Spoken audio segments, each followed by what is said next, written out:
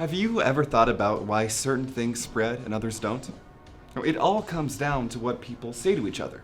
Change is social, and so is preventing relationship abuse and sexual violence. Hi, my name is Grant. I'm a student ambassador with BLOOM365, a nonprofit on a global mission to prevent abuse before it starts. We believe that we can uproot abuse in a generation by the year 2030 if we can achieve the 10% tipping point theory of change. A good way to envision the tipping point theory of change is to think about it in terms of some past trends. Y2K, high-waisted jeans, white Air Force Ones, that one TikTok song everyone's always dancing to, rooting for whichever team recently won the big game.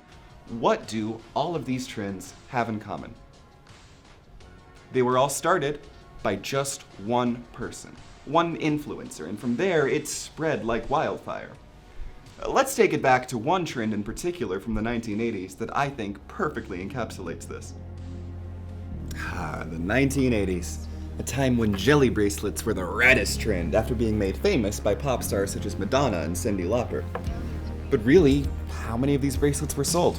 Well, if you can count to infinity, about that many. However, it all started with just one student wearing jelly bracelets to school, the ultimate trendsetter. As you can see, these thin, rubbery little things came in all the colors of the rainbow.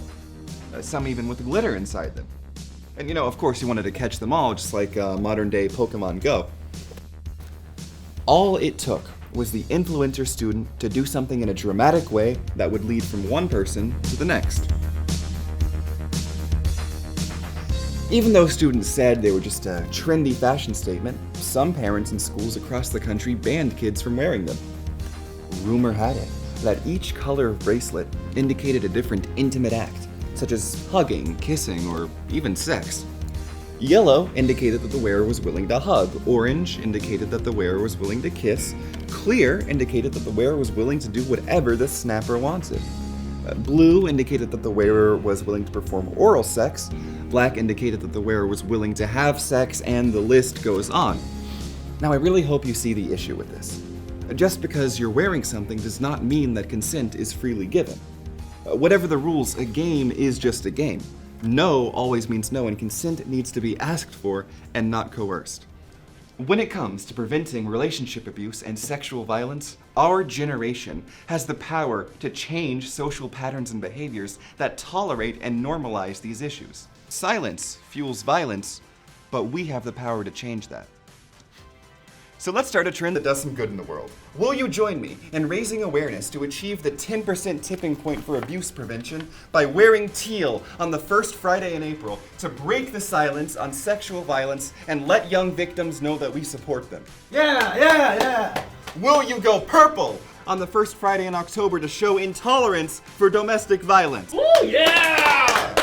And on the first Friday in February, will you go orange to help prevent teen dating violence and let the young people going through it know that we support them? Yeah! All we need is 10% participation to start the conversation and end abuse in a generation. Yeah!